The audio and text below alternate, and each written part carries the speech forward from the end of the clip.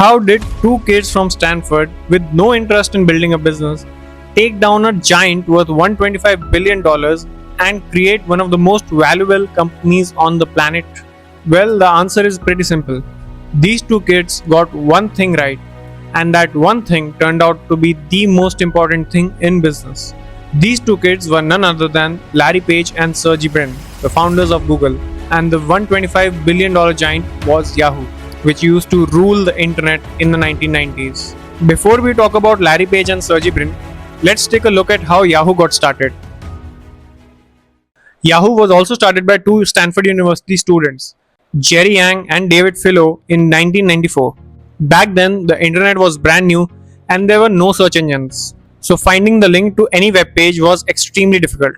These two kids created a personal website to archive their favorite links, and they called it Jerry and David's Guide to the World Wide Web. It was supposed to be a simple personal website, but they had no clue what was coming for them now. The traffic on their website exploded, and they quickly realized that they had something big on their hands. They changed their name to Yahoo and got incorporated in 1995. And generating revenue turned out to be pretty simple. Since they had a lot of traffic coming to their website, they could simply place ads on their website and earn revenue. And because of the nature of their website, they had a superpower. They could see what users were searching for. And since the user was already on their website, they could offer those services themselves. For example, since many people were searching for chat rooms, Yahoo decided to build its own chat room and offer it on their homepage. And they did that with many other services. By the year 2000, this simple website created by two college kids had turned into a $125 billion giant. These kids had hit the jackpot. Internet was booming and Yahoo was the king of the internet. But then came a twist.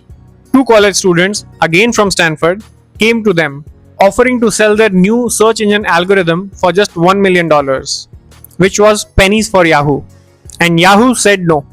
Sadly for Yahoo, these two students were Larry Page and Sergey Brin, and the search engine they were offering to sell was Google. Now let's take a look at Google's origin story. In 1996, Larry Page and Sergey Brin were two PhD students at Stanford University who created a search engine called Backrub for their PhD thesis. By that time, search engines were available in the market, but they were getting gamed by websites stuffing keywords to get higher SEO ranking. For example, if you searched for Stanford University, you'd get a bunch of random websites that had stuffed their website with more keywords than the actual official website of Stanford, instead of getting the official website as the first result. Backrub was based on how research papers are given importance in academia. A research paper is given importance if it has been cited by many other research papers. Also, citation from an important research paper holds more value than citation from a bunch of random research papers. Based on the same principles, Larry Page, who was later joined by Sergey Brin, created an algorithm which ranked websites based on the backlinks from other websites and also rated the quality of those backlinks based on the rating of that website.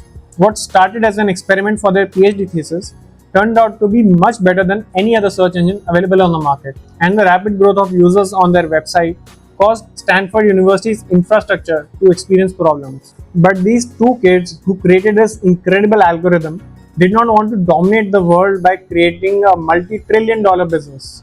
They just wanted to complete their PhDs and move on. But the rapid growth of their project was posing a problem.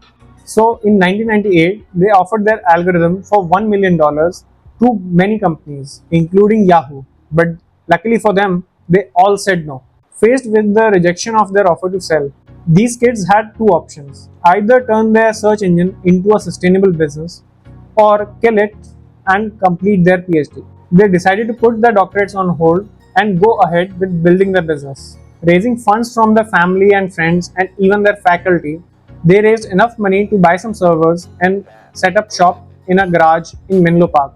Soon after that, the co-founder of Sun Microsystems wrote them a check for $100,000 in the name of Google Inc., which they hadn't even incorporated by then.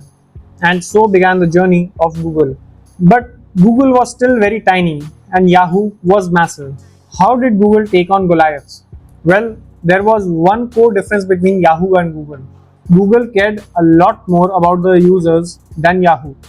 As I told you earlier, Yahoo created a lot of services that they could offer to the users. Yahoo did not want people to leave their websites, so they offered all what they could on their own homepage. And it makes sense from a profit point of view. Why would you want to let your users go away, right? From a short-term profitability point of view, this was a smart thing to do. So instead of offering the best search result possible, which is what the user was looking for, Yahoo wanted to serve them their own services, which is what Yahoo wanted. Google, on the other hand, offered a clean user interface with just a search bar. And although they were not able to keep the user on their platform, they offered the user what the user wanted the most, which is the best search result possible and as fast as possible. Google's homepage has always been clean and simple so that it can load faster. Larry Page believed that the faster they could serve a user's query, the more Google would be used. He fretted over milliseconds and pushed all his engineers to think about the lag times. And this obsession with customer experience is what helped Google differentiate from companies like Yahoo. They took better care of users than Yahoo or any other search engine in the market, and that is why they were able to dominate. In business, if you take care of your customer, the customer will take care of you in the long run. And this is exactly what happened with Google.